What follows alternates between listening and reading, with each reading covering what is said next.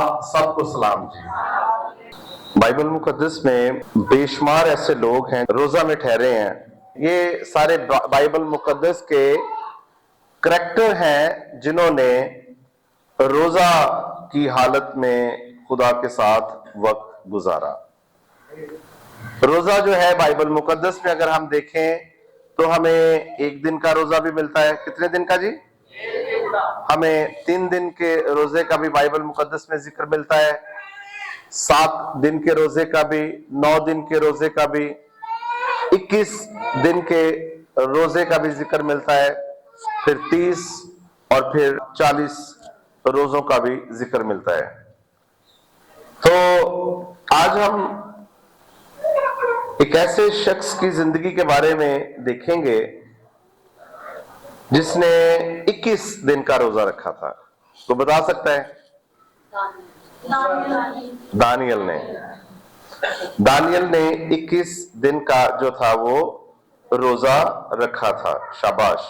دانیل کے بارے میں ایک بہت مشہور واقعہ بھی تھا۔ کسی کو پتا ہو کہ وہ کون سا ایک بڑا فیمس اس کی سٹوری تھی، ایک بڑا مشہور واقعہ تھا؟ کیا تھا جی؟ دانیل کو شیروں کی ماند میں پھینک دیا گیا تھا، ڈال دیا گیا تھا۔ کیوں؟ اس کی پیچھے وجہ کیا تھی؟ اس نے جو ہے وہ اس پر پابندی لگی تھی کہ کسی معبود کے آگے سجدہ نہیں کرنا سوائے کس بادشاہ کے؟ دارا بادشاہ کے۔ ٹھیک ہے، دارا بادشاہ، اور چونکہ اس کے جو کولیگ تھے، جو مشیر تھے، وزیر تھے، اور جتنے بھی اس کے رفقا تھے سب اس کے مخالف تھے، اور انہوں نے دارا بادشاہ کو بھڑکایا اور دارا بادشاہ سے کہا کہ پابندی لگا دے کہ تیرے سوا کوئی بھی 1 ماہ تک، کتنے دنوں تک؟ 1 مہینے تک کوئی تیرے علاوہ کسی کو سجدہ نہ کرے۔ تو کیا ہوا؟ دانیل کو کس حالت میں پایا؟ وہ دن میں کتنی بار دعا کرتا تھا؟ 3 بار، یعنی اپنا رخ جو ہے وہ یروشلم کی طرف کر کے وہ 3 بار جو ہے وہ خدا کی عبادت کرتا تھا۔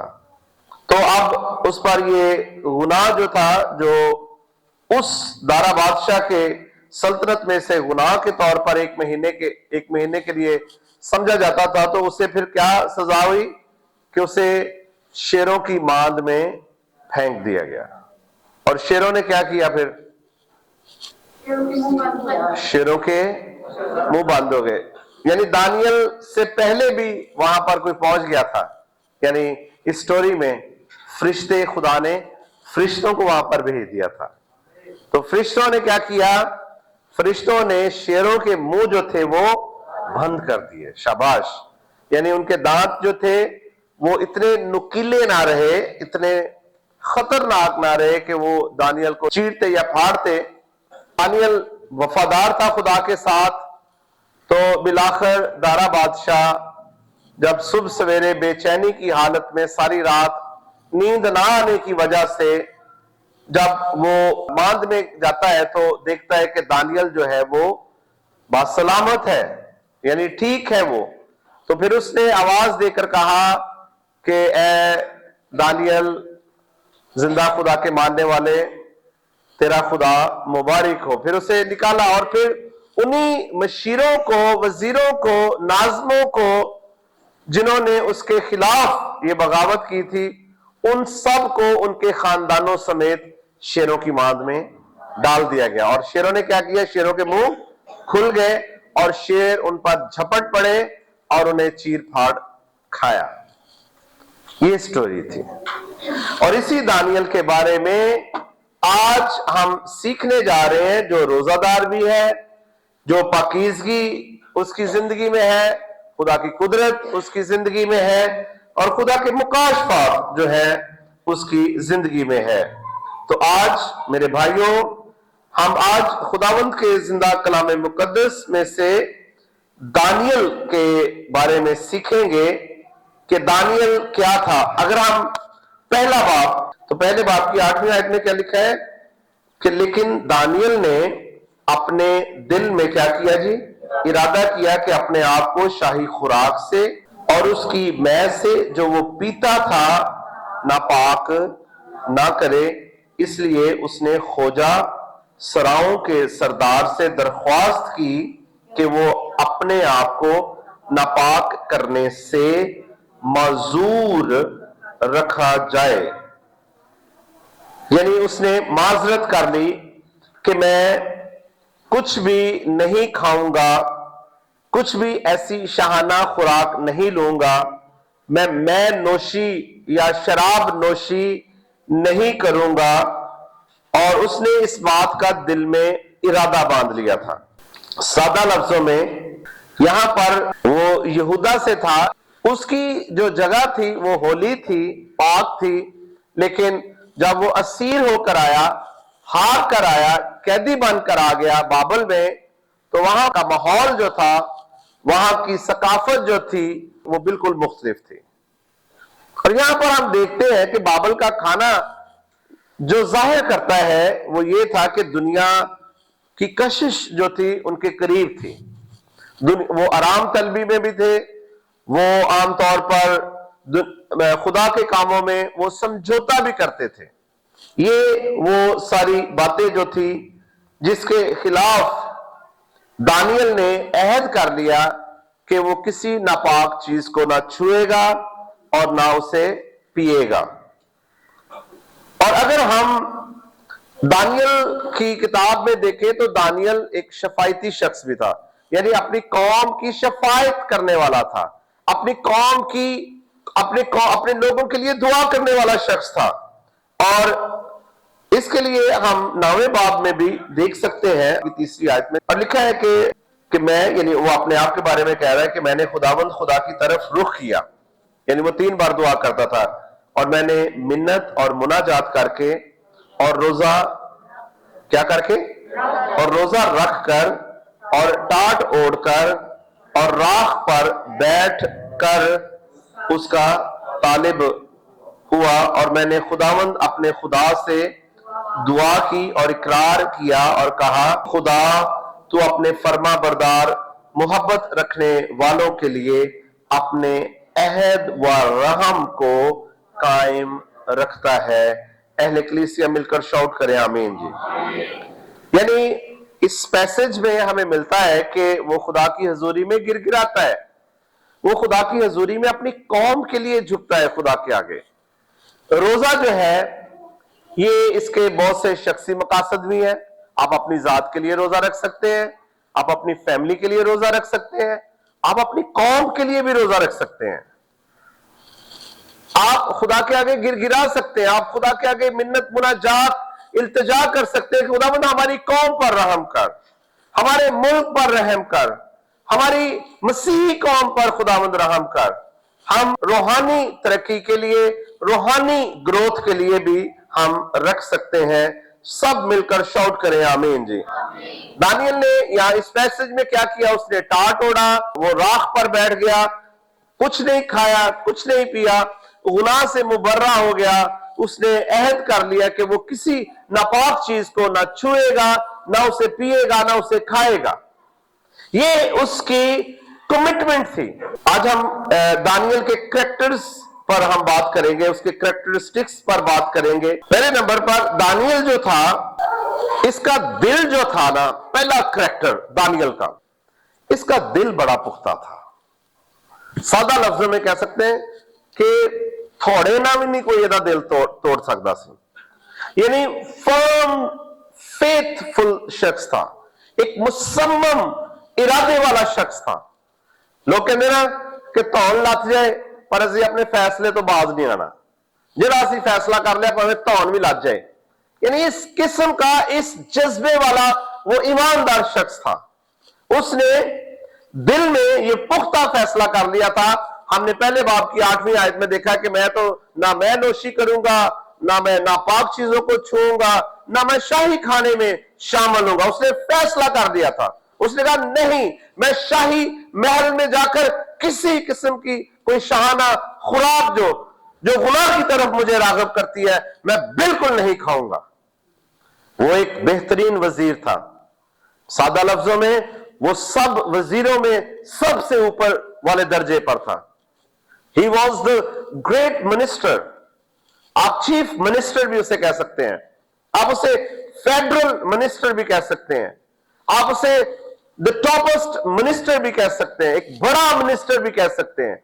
लेकिन इतने बड़े ओहदा होने के बावजूद भी दानियल ने दिल में फैसला कर लिया, बेशक मेरा ओहदा बड़ा है, बेशक मेरा स्टेटस बड़ा है, बेशक मैं आला ओहदे पर फाइज हूं, बादशाह की नजर मुझ पर है, लेकिन फिर भी मैं शाही महल में शाही खाने को तरजीह नहीं दूंगा, बल्कि मैं सादा खुराक लूंगा। हालेलुया। दानियल ने अपने दिल में ठान लिया था कि वो अपने आप को नापाक नहीं करेगा। इसलिए ईमानदारों, आप खुदा के पाक तरीन लोग हो। अगर हम शराब को छूते हैं, अगर हम नशा को छूते हैं, अगर हम कोई ऐसी चीज जो खुदा की नजर में मुमानत है, जिसकी मना किया गया है, अगर हम उनको हाथ भी लगाते हैं, तो आप इतने पाक साफ लोग हो, आप इतने पाकीज़ा लोग हो कि आप नापाक हो सकते हो। इसलिए मेरी आपसे दरख्वास्त है कि खुदा के साथ चलने के लिए पहले दिल में एक सख्त फैसला कर लेना जरूरी है। ये उसका पहला करैक्टर था।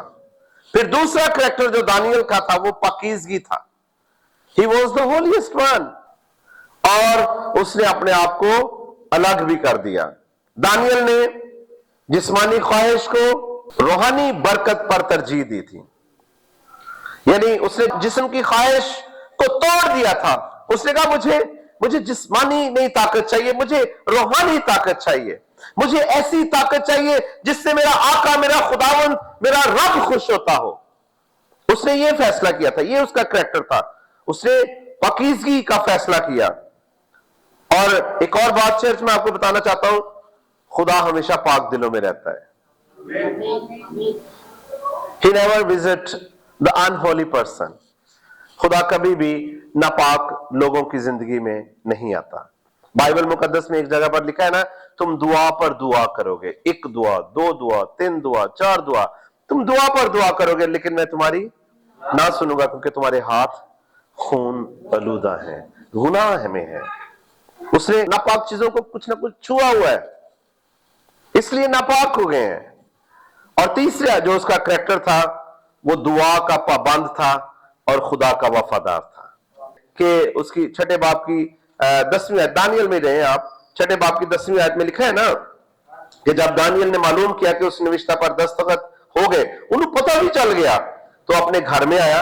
है कैसा बागी शख्स, दुआ ना करने की उन्हें ऑर्डर जारी थे, लेकिन इस शख्स ने उल्टा ही कानून के मुखालिफ हो गया कि कानून बन गया था तो किसी ने दुआ नहीं करनी, दुआ करने वाले शख्स को शेरों की मान में फेंक दिया जाएगा। लेकिन ये शख्स देखें, ये दुआ का पाबंद शख्स, ये वफादारी में रहने वाला शख्स, इसने क्या किया, जब उसको मालूम हो गया, पता नहीं चल गया कि उस निविष्टा, यानी वो जो आयन बना था, जो कानून साजी हो गई थी, उस पर दस्तखत भी हो गए। दस्तखत तो बाद फिर सजा लाजम हो जाती है।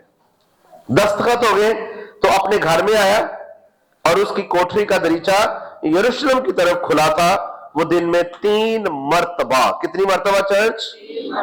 सारे मिलकर कहें कितनी बार? हस्बे मामूल घुटने टेक कर खुदा के हजूर दुआ और उसकी शुक्रगुजारी करता रहा। मिलकर शाउट करेंगे जी, आमीन जी। वाह वाह, क्या थी इसमें? ये दुआ का पाबंद था। तो क्या ईमानदारों, अगर हम खुदा के साथ वफादार हैं, खुदा के साथ पुख्ता हैं, खुदा के साथ मुसम्मम हैं, दुआ के हम पाबंद हैं, खुदा के वफादार हैं, तो क्या हम दुआ करना छोड़ देंगे? हम फिर भी अपना रुख खुदा की तरफ, अपना दिल, अपना ध्यान खुदा की तरफ लगा कर रखेंगे। मिलकर शाउट करें आमीन जी। चौथा जो उसके अंदर करैक्टर था दानियल के अंदर, वो बेखौफ था। क्या था? और जुर्रत वाला था। بے خوف مین کہ اسے پتا چل گیا ہے کہ دعا کرنے والوں کو شیروں کی ماند میں پھینک دیا جائے گا. جو دعا کرے گا اس کے خلاف حکومت جو ہے، بادشاہ جو ہے، اس کے وزیر جو ہے، اس کے مشیر جو ہے، اس کے ناظم جو ہے، وہ اس کے خلاف سراپا احتجاج ہو جائیں گے. بڑے بڑے لوگ اس کے خلاف ہو جائیں گے. میں بھلا کیوں دعا کروں؟ لیکن اس کی جرت دیکھیں، یہ بے خوف شخص ہے. اسے پتہ چل جاتا ہے کہ قانون سازی ہو گئی ہے، دارا بادشاہ نے دستخط بھی کر دی ہے، پھر بھی وہ بے خوف اس نے اپنا چہرہ یروشلم کی طرف کیا اور اپنے خدا کی 3 بار عبادت کرتا رہا. ہاللیلویہ. یہ کمٹمنٹ تھی اس کے اندر، دانیل کے اندر. شیروں کی ماند میں بھی خدا نے اس پر اعتماد کیا. ہاللیلویہ. خدا کا اور دانیل کا رشتہ بڑا سٹرونگ تھا. دانیل کو پتا تھا کہ دارا بے وقوف بندہ ہے، دارا بادشاہ ایک فولش پرسن ہے. یہ سوچتا ہے کہ شاید یہ مجھے شیروں کی ماند میں ڈال دے گا اور میں مر جاؤں گا، کہ جس خدا کی میں 3 بار ایک دن میں عبادت کرتا ہوں وہ مجھے شیروں کی ماند سے بچا لے گا. ہاللیلویہ. ہاللیلویہ. 5واں جو اس کا کریکٹر تھا، شفایتی دل اور قوم کے لیے وہ روتا تھا. اس کے اندر شفایت کرنے والا دل تھا. یہ شخص اپنے لیے نہیں، اپنی قوم کے لیے دعائیں کرتا تھا، اپنی قوم کے لیے روتا تھا، اپنی قوم کے لیے آنسو بہاتا تھا. یہ شخص دانیل، جسے شیروں کی ماند میں ڈال دیا گیا. میں اس شخص کی بات کر رہا ہوں. یہ دانیل نے اپنی قوم کے گناہوں کا خدا کے آگے اقرار کیا. خداوند میری قوم میں گناہ ہے، میری قوم کو معاف کر. جیسے موسیٰ اپنی قوم کے لیے، بنی اسرائیل کے لیے وہ درد رکھتا تھا، ایسے ہی دانیل بھی جو ہے وہ اپنی قوم کے گناہوں کا اقرار کرتا، اور وہ خود راست باز تھا مگر پھر بھی وہ توبہ میں شامل ہو گیا. چونکہ اس کی قوم میں گناہ تھے، اس کی اپنی ذات میں نہیں گناہ تھا، لیکن وہ اپنی قوم کے گناہوں کے لیے خدا کے آگے توبہ کی اپلیکیشن لے کر چلا گیا. خداوند میں گناہگار ہوں، اس وجہ سے چونکہ میری قوم گناہ میں ہے، مجھے بھی معاف کر، میری قوم کو بھی معاف کر. یہ اس کی اپلیکیشن تھی. اس نے خدا کے وعدوں کو ہمیشہ یاد رکھا تھا. ہاللیلویہ. اور چھٹی بات، دانیل کا جو چھٹا کریکٹر جو ہے، خصوصیت جو ہے، وہ ہے کہ وہ فروتنی اور انکساری سے بھرا ہوا تھا شخص تھا. فروتن تھا. روزہ رکھ کر اس نے کیا کیا چرچ؟ ٹاٹ کو اوڑا. کیا کیا؟ ٹاٹ اوڑ لیا. اور روزہ رکھ کر اس نے اپنے دل کو عاجز کیا. روزہ رکھ کر وہ راکھ پر بیٹھ گیا. آج تو ایسی مٹی نہیں لگن دواں گے اپنے کپڑے میں. لگن دواں گے یا نہیں لگن دواں گے؟ سچ دسو. میں کہوں گا کلین تے نہ بہو، جا گلی دی مٹی تے جا کے بہ جوں گے؟ Never at all. But he did that. لیکن اس دانیل نے ایسا کیا ہے چرچ، اس نے کیا ہے، اور خدا نے اس کی عاجزی، اس کی انکساری کی بدولت اس کی دعا سن لی. ہاللیلویہ. میں یہ نہیں کہتا ہمیں قالین پر بیٹھ کر دعا نہیں کرنی. میں سوری، آپ اس کو رونگ سینس میں نہ لیں. اتنا عاجز خدا کا نبی بھی ہے، ایک بڑا مشیر بھی ہے، اور پھر بادشاہ کا منظور نظر بھی ہے، اور خدا کے قریب بھی ہے. کتنے اس کی صفات ہونے کے باوجود، کتنی اس کی اندر کوالٹیز ہونے کے باوجود، کتنا عمدہ سٹیٹس ہونے کے باوجود، اس نے اپنے آپ کو راہ پر بٹھایا. اس نے ٹاٹ اوڑ لیا اور اپنے دل کو عاجز کیا اور انکسار کیا. ہاللیلویہ. خدا مغروروں کا کیا کرتا ہے جی؟ مقابلہ کرتا ہے. خدا کہنا تھا مقابلہ کرتا ہے. تو جیتدا پھر کون؟ مغرور لوگ جیت دے یا خدا جیتدا؟ یس، خدا جیتا ہے، مگر فروتنوں سے وہ کیا کرتا ہے؟ پیار کرتا ہے، ان پر اپنا فضل نازل کرتا ہے. پھر 7واں اس کا کریکٹر جی، حکمت اور سمجھ سے بھرا ہوا شخص تھا. انگلش میں آپ کہہ سکتے ہیں he was wisdom oriented person. حکمت سے بھرا ہوا شخص. اور اسے آپ पहले बाब की 17वीं आयत में आप देख सकते हैं, वहां पर बाइबल मुकद्दस दुरुस्त साबित करती है, सच है। बाइबल लिखा है 17वीं आयत 212 सफा पर, पहले बाब की 17वीं आयत, तब खुदा ने उन चारों जवानों को मार्फत और हर तरह की हिकमत और इल्म में महारत बख्शी, और दानियल हर तरह की रोया और ख्वाब में साहिबे फहम था, और ये अकल से भरा हुआ शख्स था। मिलकर शाउट करें आमीन जी। बाकी ये 4 साबों की बात की गई है, 4 जवानों की। बाकी 3 केड़े सी? सिदरक, मेसक और अबद नजू, और चौथा कौन है? दानियल। शाबाश, शाबाश चर्च, वेरी नाइस। ये उसके कैरेक्टरिस्टिक्स थे चर्च।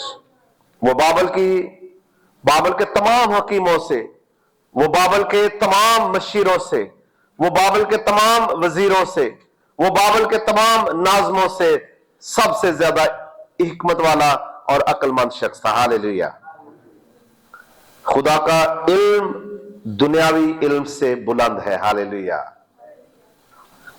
8वां जो उसके अंदर कैरेक्टरिस्टिक्स था, पाक जिंदगी के बाइस गैर कौमों में उसने इज्जत पाई। अपनी पाकीज़गी की वजह से गैर कौमें उसकी इज्जत करना शुरू हो गई। बादशाह ने जब वो शेरों ने उसे जब कुछ नहीं कहा तो दारा बादशाह ने क्या किया? लियाओ जी तलवार कड्डो, अगर शेरा ने नहीं इनू मारिया मैं तलवार ना इहदा सिर ला दिना। इंज कीता उन्हें दारा बादशाह ने कहा कि दानियल का खुदा मुबारक हो, जिंदा है। हालेलुया। अब गैर कौमों ने, बाबल के लोगों ने, जो खुदा को मानने वाले नहीं थे, जो बुत परस्त लोग थे, जो शराब नोशी करने वाले लोग थे, अब उन्होंने भी इस बात को तस्लीम कर लिया कि दानियल का खुदा मुबारक है। हालेलुया। क्योंकि दानियल की अपनी जिंदगी पाकीज़ा जिंदगी थी। बादशाह ने भी उस पर भरोसा कर लिया, इल्जाम लगाने वालों ने भी उस पर भरोसा कर लिया। जिंदगी जब साफ होती है ना, जब जिंदगी पाक और साफ होती है तो वो गवाही बन जाती है। हालेलुया। जिनकी जिंदगी साफ होती है ना, जिनके इरादे साफ होते हैं, जिनके अंदर हलचल नहीं होती, जिनके अंदर 2 नंबरियां नहीं होती, मेरे अजीजों, हमेशा वही सुरखरू रहते हैं। हालेलुया। वक्ती उन्हें परेशानी हो सकती है, लेकिन हमेशा कामयाबी उन्हीं की होती है। हालेलुया। और नावी जो उसके अंदर सिर्फ थी, उसके अंदर रूहानी बसीरत थी। दानियल को मुस्तकबिल की रोया, आने वाले वक्त के बारे में भी खुदा उसे बता देता था। सब कहें आमीन जी। ये दानियल जो था, जिसके अंदर खुदा का रूह था, खुदा का रूह से बताता था कि ऐसा ऐसा ऐसा खुदा आपकी जिंदगी में चाहता, और वो ख्वाबों की, रोयाओं की वो तबीर करता था कि इस ख्वाब का मतलब क्या है, इस रोया का मतलब क्या है। इसलिए चर्च मुकाशफा और बसीरत जो है, जो पाक और फरोतन होता है, खुदा उसे ही बख्शता है। और खुदा अपने भेद की बातों को, अपने राज की बातों को, अपनी सीक्रेट जो बातें होती हैं, खुदा हर एक पर अय्यां नहीं करता, बल्कि अपने पाक लोगों पर अय्यां करता है। मिलकर शाउट करें आमीन जी। फिर आखिरी जो उसका कैरेक्टर था, वो आखिर तक वफादार था। और दानियल 12वें बाब की हम 13वीं आयत में देखें, क्योंकि तू अपनी राह ले जब तक कि मुद्दत पूरी ना हो, क्योंकि तू आराम करेगा और अय्याम के इख्तिताम पर अपनी मिरास में उठ खड़ा होगा। ये खुदा का उसका वादा था, मिरास के साथ, अपने लोगों के साथ, अपने बच्चों के साथ तू उठ खड़ा होगा। खुदा उसके साथ था। दानियल आखिर तक वफादार रहा, आखिर तक जो साबित कदम रहता है, खुदा उसे जिंदगी का ताज देता है। बाइबल मुकद्दस की एक आयत करीमा है कि जान देने तक वफादार रहे तो मैं तुझे जिंदगी का ताज दूंगा। मिलकर शाउट करें आमीन। खुदा ने उसे अबदी उम्मीद बख्शी थी। वफादारी का इनाम जो है वो हमेशा तक कायम रहता है। खुदावंद इस कलाम के वसीला से हम सबको बरकत दे। आमीन।